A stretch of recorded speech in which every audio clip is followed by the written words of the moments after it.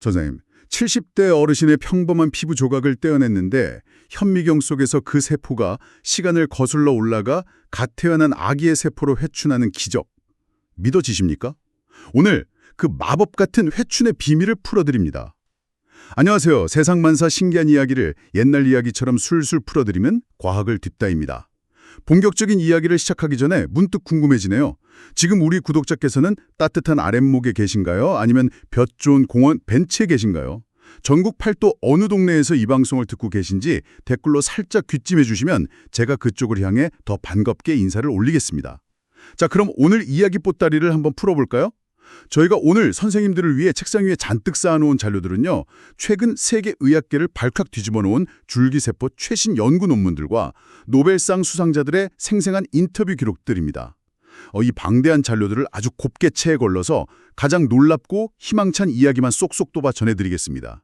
네, 참으로 가슴 뭉클하면서도 벅찬 희망을 품고 있는 그런 이야기 보따리이지요. 우리 인생 선배님들 혹시 그런 날 있으셨는지요?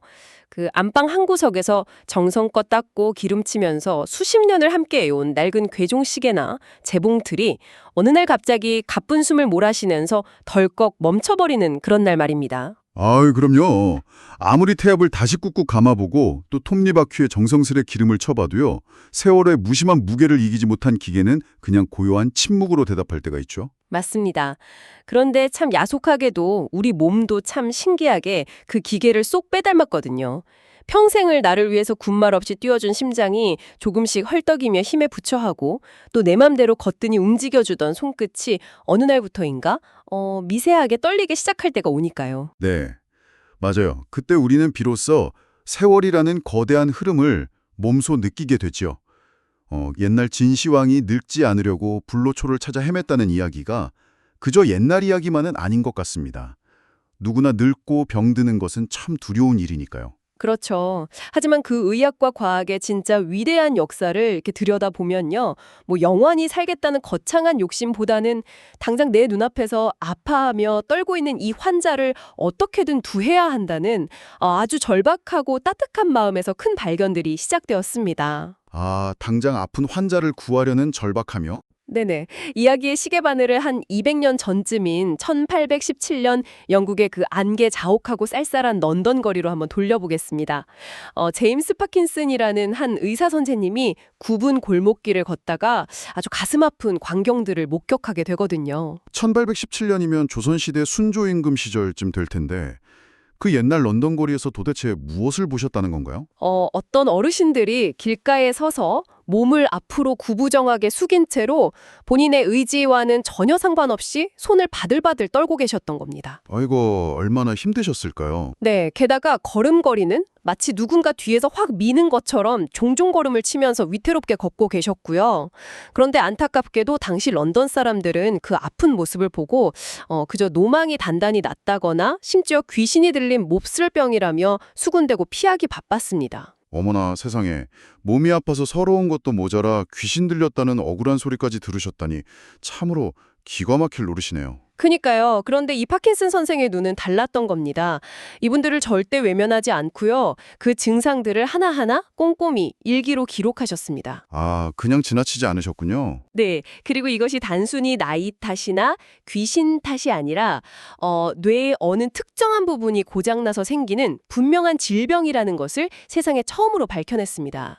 아, 뇌 질환이라는 걸요? 네네.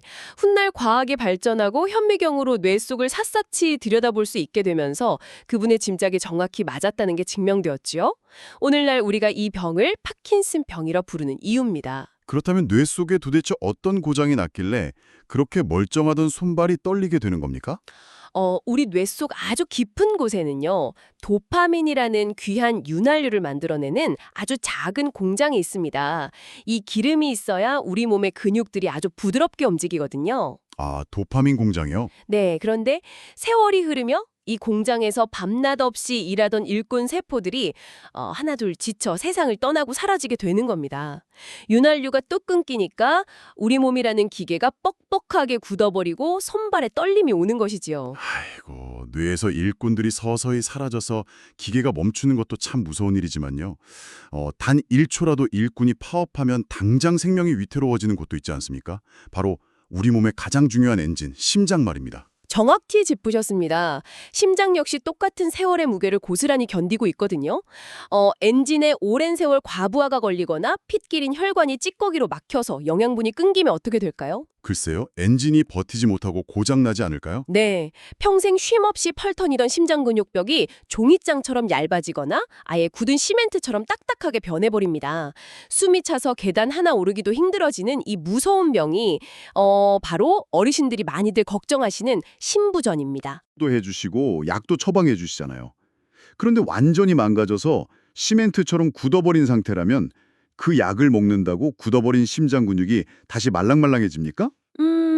안타깝게도 한번 새까맣게 타버리고 굳어버린 엔진 실린더를 약 몇 알 먹는다고 다시 새 것처럼 뚝딱 만들어낼 수는 없습니다.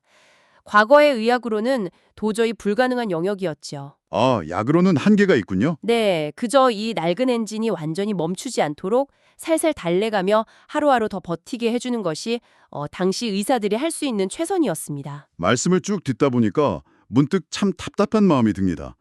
비유를 좀 해보자면 마을 한가운데 있던 오래된 무쇠 펌프가 완전히 녹이 쓸어버려서요.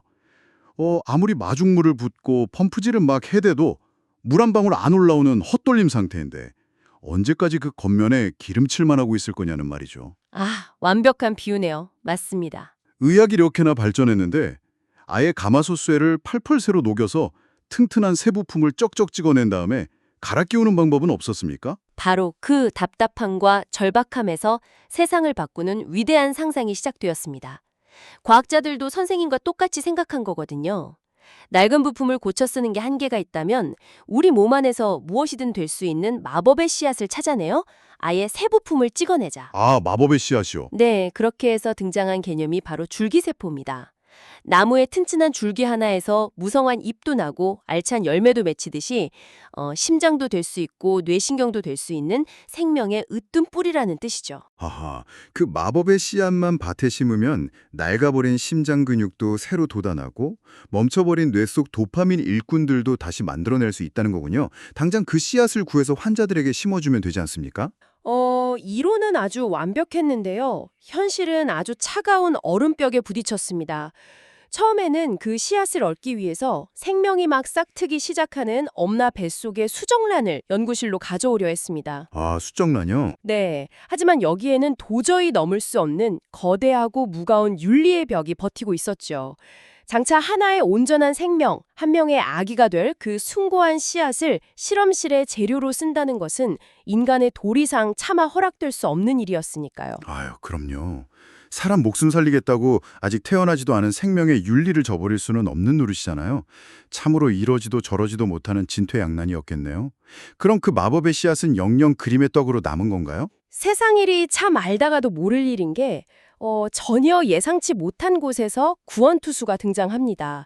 이웃나라 일본에 아주 독특한 사연을 가진 한 정형외과 의사가 있었는데요. 네네. 이름은 야마나카 시냐인데 당시 같은 병원 동료 의사들이 등 뒤에서 부르던 별명이 무려 자마나카였습니다. 우리말로 살짝 뉘앙스를 살려 번역하자면 거추장스럽고 방해만 되는 녀석이라는 꽤나 모욕적인 뜻이죠. 아니, 사람 귀한 목숨을 다루는 엘리트 의사 선생님 별명이 거추장스러운 녀석이라뇨. 무슨 몹쓸 짓이라도 한 겁니까? 몹쓸 짓을 한 건 아니고요.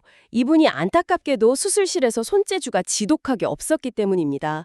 다른 날렵한 의사들이면 20분 만에 뚝딱 끝내고 나올 간단한 뼈 수술을 이분은 식은땀을 뻘뻘 흘리며 무려 2시간이나 붙잡고 절절매곤 했답니다. 아이고, 2시간이나요? 네, 결국 매일같이 동료들의 핀잔과 눈총을 견디다 못한 이 느림보 의사는 나는 수술실 칼잡이는 도저히 체질이 안 맞나 보다 하면서 쓸쓸히 짐을 싸서 차가운 연구실의 현미경 앞으로 자리를 옮겨버렸습니다. 참 세상 일 모를 일입니다.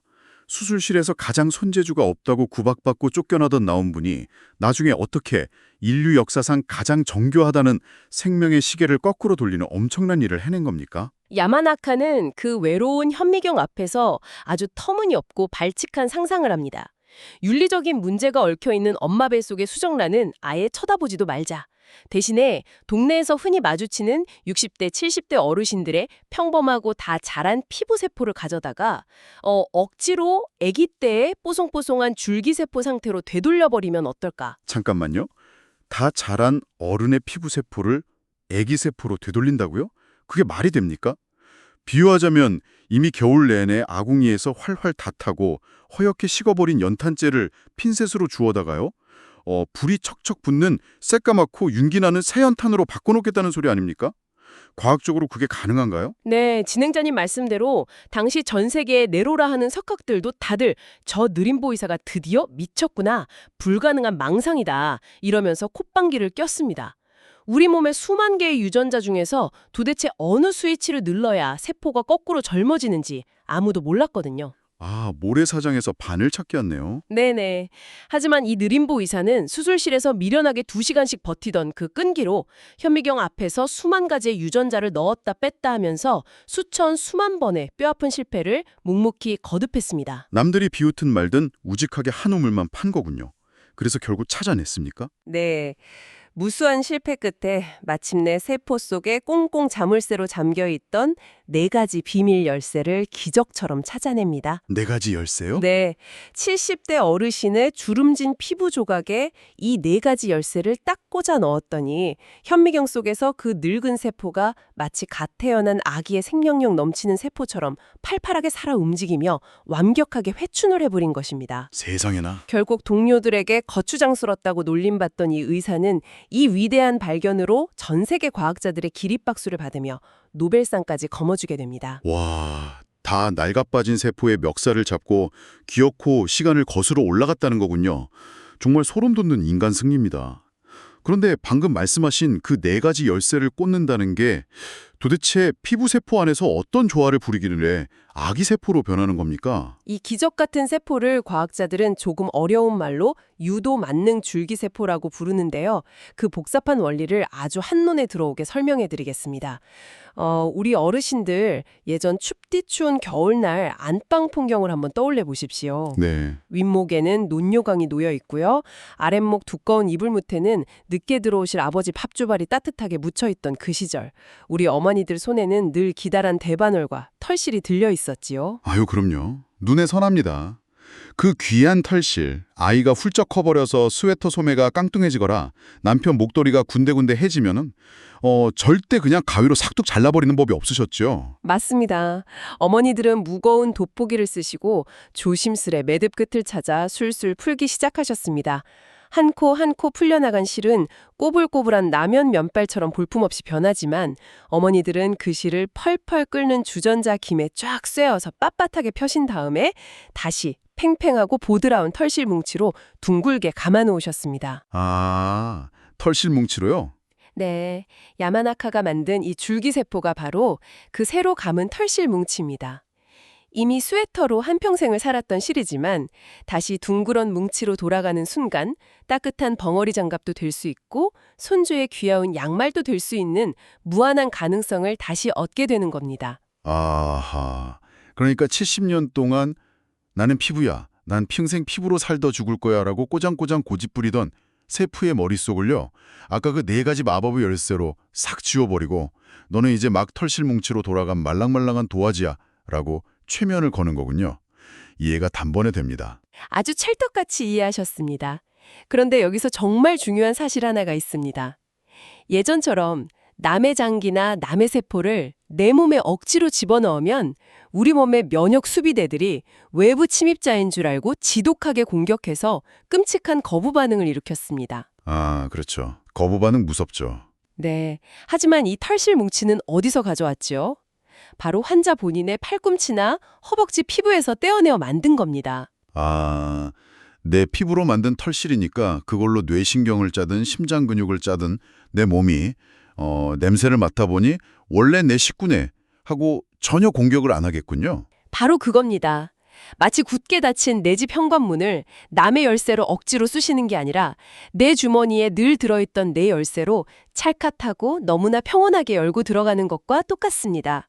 그래서 거부 반응이라는 무서운 부작용이 획기적으로 사라지게 되는 것이지요. 내 피부 세포를 털실 뭉치로 술술 풀어서 거부 반응 없는 뇌와 심장이라는 새 옷으로 다시 짠다. 들을수록 경이로운 마법 같습니다. 그럼 이렇게 잘 짜인 싱싱한 세포들을 실제로 망가진 뇌와 심장에 어떻게 심어주는 건가요? 먼저 뇌부터 가볼까요? 우리 뇌 속 깊은 곳에는 흑질이라는 이름의 작지만 몹시 중요한 대들보가 하나 있습니다. 앞서 말씀드린 도파민을 뿜어내는 곳이죠. 아까 그 도파민 공장이요? 네네. 파킨슨병 환자의 뇌는 겉보기엔 멀쩡해 보여도 세월의 모진 풍파에 속이 다 삭고 존벌레가 파먹어 언제 무너질지 모르는 동네 어귀의 천연고택 대들보와 같습니다. 아이고, 텅텅 비어 사가버린 고택 대들보에 아주 튼튼한 새나무를 채워넣는 큰 공사가 필요하겠군요. 그런데 아까 만든 그 동그란 털실 뭉치를 뇌 속에 그냥 무작정 툭 던져놓는다고 해서 걔네들이 알아서 촉촉 대들보 역할을 합니까? 절대 알아서 크지 않습니다. 연구실이라는 공방에서 과학자들이 아주 엄한 서당 훈장님처럼 이 세포들을 정성껏 가르쳐야 합니다. 너희는 이제 얄팍한 피부가 아니라 뇌를 든든히 지탱할 대들보 일꾼이 되어야 한다 하면서 타일르고요.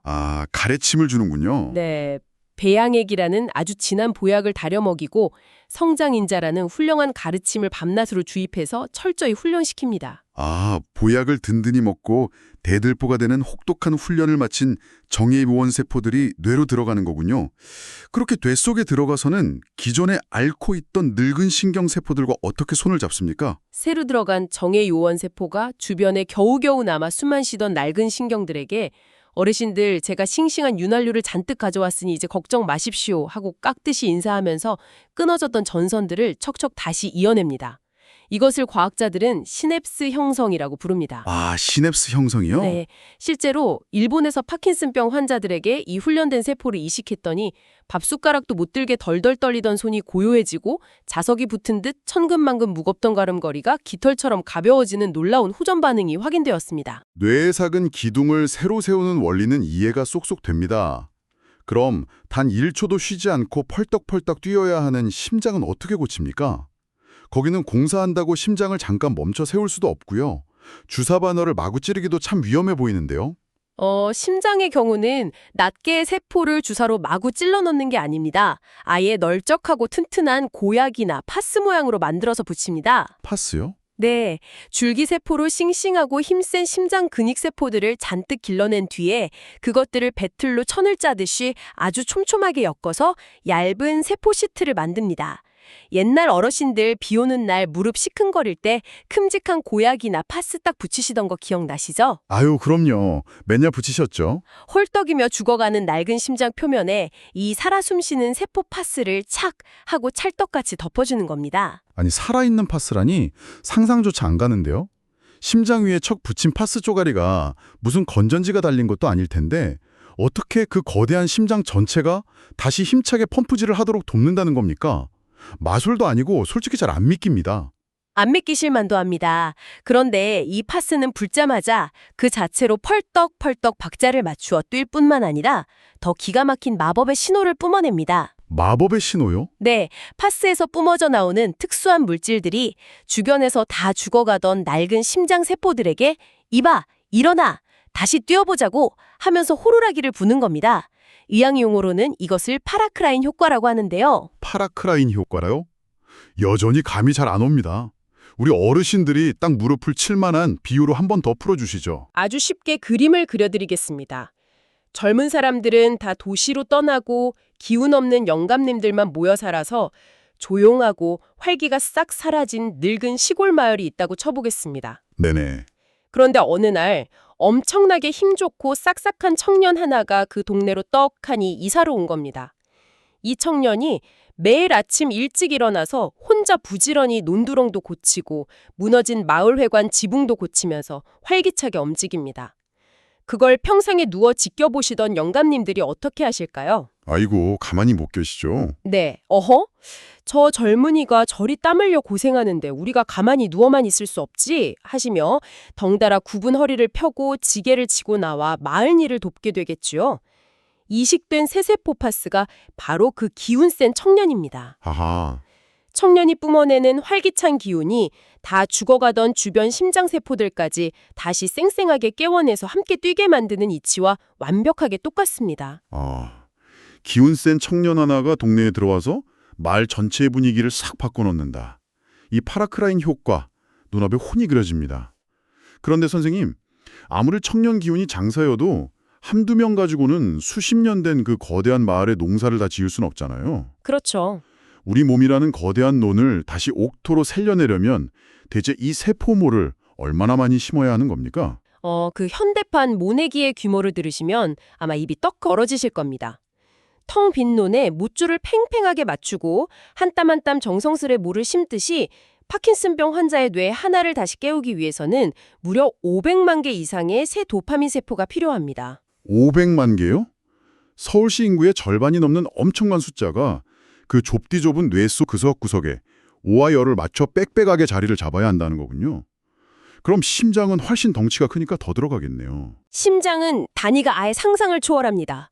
헐떡이는 거대한 심장 엔진을 다시 힘차게 돌리려면 적게는 1억 개에서 많게는 10억 개의 싱싱한 근육세포가 한꺼번에 들어가야 합니다. 세상에 10억 개요. 네, 10억 개라니 감이 잘 안 오실 텐데요.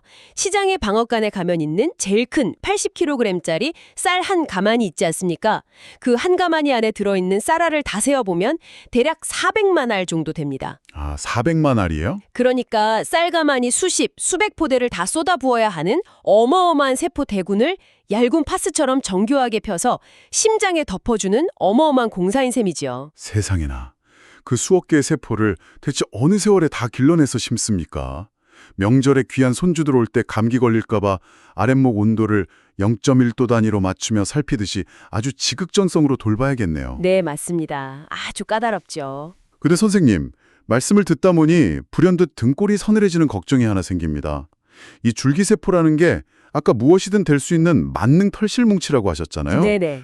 뇌세포가 되라고 논에다 수억 개를 심어놨는데 그중 몇 놈이 지주 없이 제멋대로 엉뚱하게 자라나서 우리 몸에 치명적인 암덩어리가 되어버리는 위험은 없습니까? 역시 우리 진행자님 아주 예리하게 핵심을 찔러주셨습니다. 사실 바로 그 점이 전 세계 내로라 하는 과학자들을 가장 밤잠 설치게 만들었던 줄기세포의 최대 숙제, 테라토마라는 불청객의 위험성입니다. 테라토마요? 네, 농부의 마음으로 공들여 논에 수억 개의 모를 정성껏 심어놨는데 그중 눈치 없는 몇 놈이 갑자기 질기디 질긴 엉뚱한 잡초나 독초로 돌변해서 애써 일군 논의 영양분을 다 빨아먹고 망쳐버리는 꼴이지요. 이것이 자칫하면 암으로 발전할 수 있거든요. 아이고 맙소사. 그럼 수억 개의 벼 사이에 교묘하게 숨어있는 잡초를 도대체 무슨 수로 다 찾아내어 솎아낸답니까? 다양기도 크게 걱정하지 않으셔도 됩니다. 요즘 과학자들은 이 위험한 잡초를 걸러내는 귀신 같은 현미경 핀셋 기술을 기어코 완성해냈습니다. 핀셋 기술이요? 네, 수억 개의 세포를 배양하는 과정에서 행여나 암으로 돌변할 싹수가 아주 조금이라도 보이는 불량한 녀석들을 무려 100만 분의 1의 확률까지 샅샅이 뒤져서 완벽하게 걸러냅니다. 머리카락 한 올을 100가닥으로 잘게 쪼갠 것보다 더 얇디 얇은 초미세 바늘로 나쁜 세포만 콕 집어내어 폐기해버리는 독한 핀셋 전쟁을 치르는 거죠. 들을수록 감탄이 나옵니다. 마치 옛날 우리 어머니들이 가마솥에 식구들 먹일 밥 안 치기 전에 대나무 조리로 조리질을 살살 하시면서요. 행여나 금쪽 같은 자식들 돌 씹어서 이빨 상할까 봐 수만 톨의 쌀 사이에 교묘하게 숨은 그 조그만 뉘를 눈에 불을 껴고 샅샅이 골라내시던 그 지극한 정성과 똑같군요. 맞습니다. 아주 가슴에 와닿는 완벽한 비유입니다. 그렇게 어머니의 마음으로 뉘를 다 골라낸 순도 99.9% 이상의 깨끗하고 안전한 세포만을 모아서요. 일본 교토대학교 연구팀이 실제 환자들에게 주입하는 임상시험을 마쳤습니다. 임상시험을 했군요. 네, 그리고 무려 2년이 넘는 긴 시간 동안 환자들을 돋보기로 들여다보듯 꼼꼼히 추적 관찰을 했는데 결과가 어땠을까요? 단 한 건의 부작용이나 테라토마 잡초 발생도 없이 오직 환자들의 증상만 눈에 띄게 좋아지는 쾌거를 확인했습니다. 부작용이 단 0건이라니요. 평생 기약 없이 남의 장기를 기다리다가 운 좋게 이식을 받아도 거부 반응 때문에 평생 면역 억제제 같은 독한 약을 달고 살아야 했던 환자분들께는 정말 눈물 나게 다행스러운 기적입니다. 그렇습니다.